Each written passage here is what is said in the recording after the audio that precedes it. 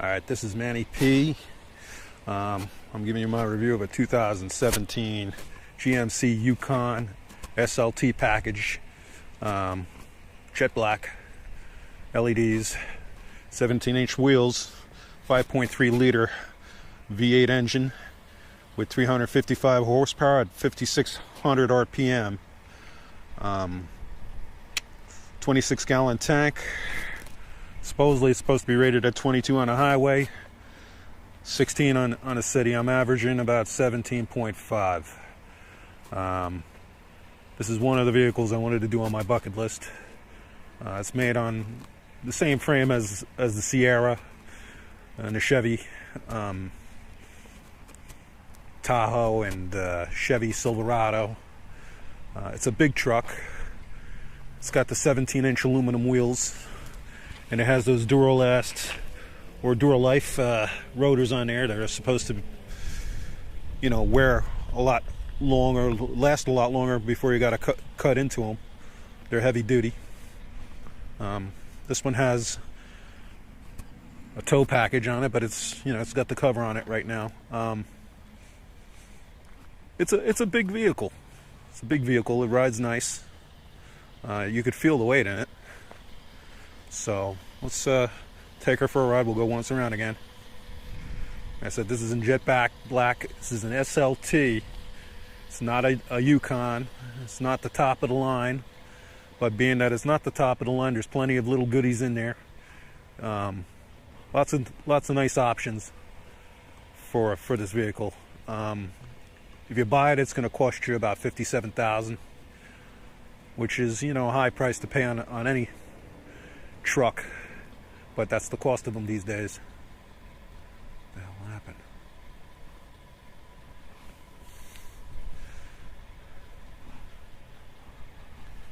All right, so let's go on. Check the inside out.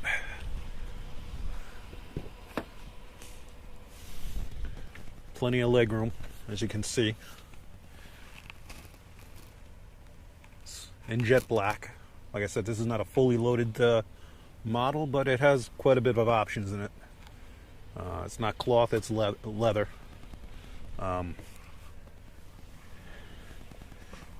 Got the wood trim there, the fake wood trim. You'll live without that. That's what the front of the vehicle looks like. It has the 8-inch touchscreen, the MyLink system. This one has the Wi-Fi on it, and has XM. It has navigation. It even has this charging port here, which I got a Note 8. It should charge on there, but for some odd reason it's not charging.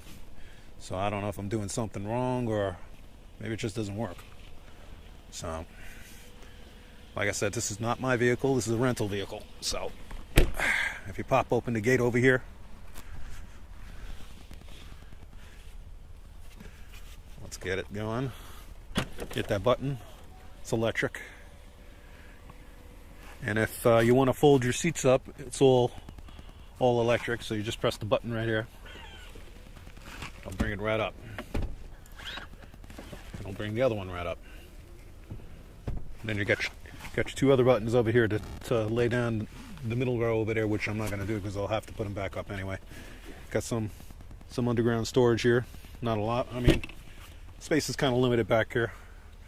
I mean, if you really need to use the third row, you'll have to use the third row, but I wouldn't use it on a daily basis, only if I have to.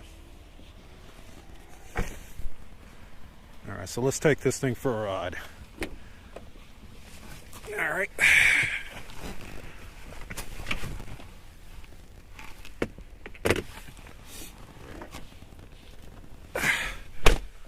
All right, so a few more of the options in this vehicle.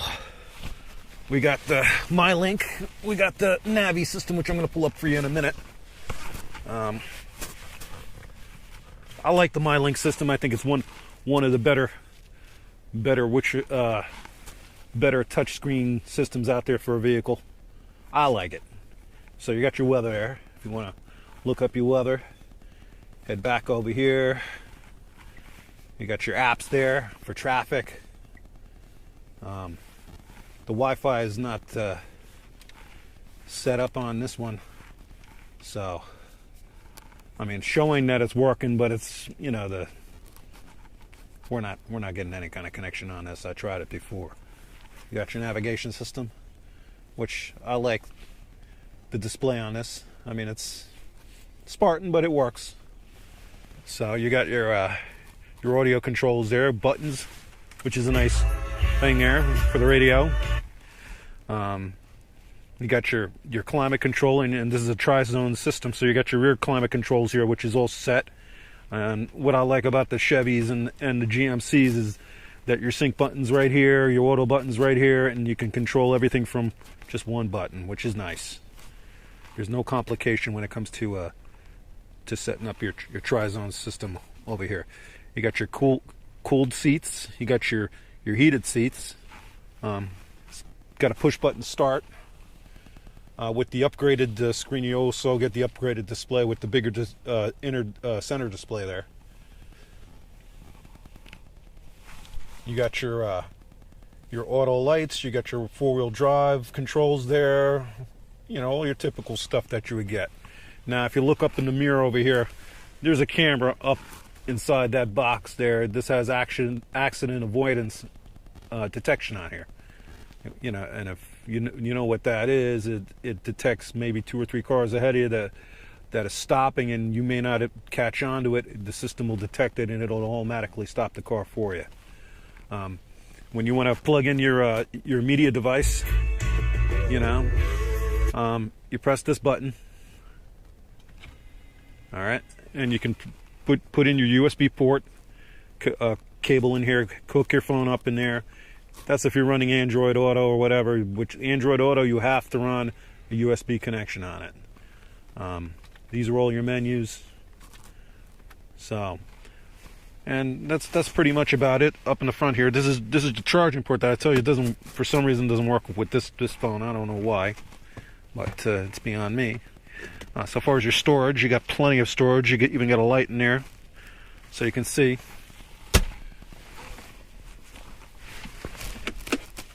You got your glove box there, you know, nothing too fancy. Plenty of cup holders. I mean, this is a big vehicle. I mean, even driving it, you can kind of feel it, the weight of it. Even though you got those Duralife rotors on there, you can still feel the weight of this monster. We got the rear view camera on it. I mean, for $57,000, they should give you a hell of a lot. Another thing too is when you put this in reverse, you'll see the mirrors go down. You put it in drive, they go back up. Now, I saw this maybe 10 or 12 years ago with the Infinities. I used to have a Q45 that used to do that. You know, it set it to where the mirrors would go down and, you know, give you an easy view of the curb weight. Now, this thing has all kinds of sensors in the front. It has lane detection. It's just got about everything that you could even think of. The only thing it doesn't have is a sunroof, and it's not that big fancy Denali package. I mean, so far as the ride, I think it rides pretty comfortable. The seats are amazingly comfortable. I had seats like this in my Silverado, and I took them from here to Florida, and it was like sitting in a lounge chair. Currently, I'm driving a Toyota 4Runner with a TRD package, and eventually I'm going to put up a review on that one. But I figured I had this vehicle today, and we're gonna try it out. Yeah, as you can tell, we're driving right now, and the thing is quiet as can be. I mean, very quiet. I mean, compared to the trucks of yesteryear, when they were just body pieces of metal thrown in the back to make it into an SUV, and they were just very Spartan, you know, choppy riding and noisy, and just very truck-like. They've made these SUVs more car-like more than anything. Very, very comfortable ride. For somebody that is a professional, you know, I mean, wants a big SUV and it can afford this thing, it's wonderful, but this is not a vehicle for everybody because not everybody can afford the price tag on this thing. It's just way too much, in my opinion, for what we used to get SUVs for. I mean, a vehicle like this 20 years ago used to cost you, say, about 42 grand to 38 grand loaded, and then you would get a sale on them, and you could walk out the door for 35 grand. You'd be lucky if you could touch this thing for 57 grand. So, you know, it's up to you what your priorities are so far as what you want to pay for a vehicle. But I mean, your other option is to lease them, you know, and leasing's the cheaper way to go. It's just, you know, you only get so many miles a year, and you're gonna have to take really good care of it. You know, it's not your vehicle. You got to remember, when you lease, it's a rental. You know, it's your vehicle for 3 years or 4 years, and if you want to buy it, you got the ability to buy it out if you want to buy it. So for some people, that's what they do. They lease it for those 3 years, and, you know, tell the dealership that they don't want it, and the dealership really wants to unload it sometimes, and they turn around and tell them, well, we'll sell it to you for this price, which they knock it down more than what the current market value for the return was. Or you could turn it in, or turn it in early and get it below your return in value and make some money on it, you know, and I've done that before. So if anybody has any questions on that, you can post a question on YouTube, and I'll fill you in on that deal. And I just happened to read an article one day and tried it out, and it worked. You know, I mean, they sold the vehicle for more than what it was supposed to be turned into, and they cut me out a check for a couple of $1,000s. So I mean, you can go either way with this. I mean, these vehicles are expensive. They're big. Their gas tanks are big. You're talking 26-gallon tanks. So, you know, it's not going to be $25 to fill it up. You know, with regular gas, you're talking $50 to $60. When I have big trucks like this, the trick of filling it up with gas is to, you know, get it to a quarter tank and fill it up like that, and just perceive it as maybe not a 26-gallon tank, but as a 20-gallon or a 21-gallon tank, and just keep filling it up when it hits the quarter tank, you know, and it won't hurt you so much. So this is my my review on the GMC Yukon SLT in jet black.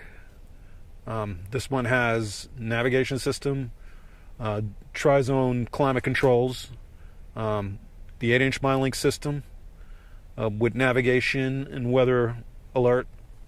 What else does it have? It has the charging port on the center armrest.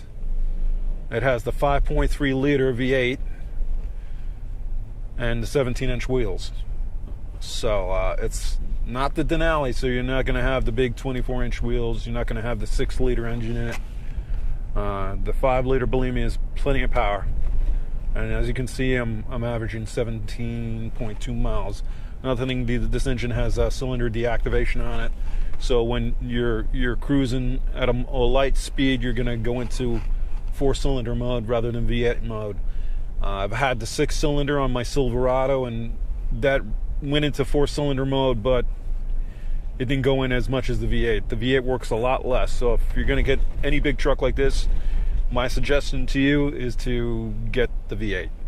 Don't go with the 6. The 6 is still good, and it's still got plenty of power for the vehicle that size. They're good running motors, but they work a little harder, and they may use up a little more gas. So that's my take. Like, subscribe, ask questions. I'll fill you in on some more stuff. Weather's going to be getting warm soon, so I'm going to start doing some more motorcycle reviews. I have one ride that I did where I dropped my 800-pound rocket, so that's going to be my next video, is dropping my 800-pound Triumph rocket. So that's it.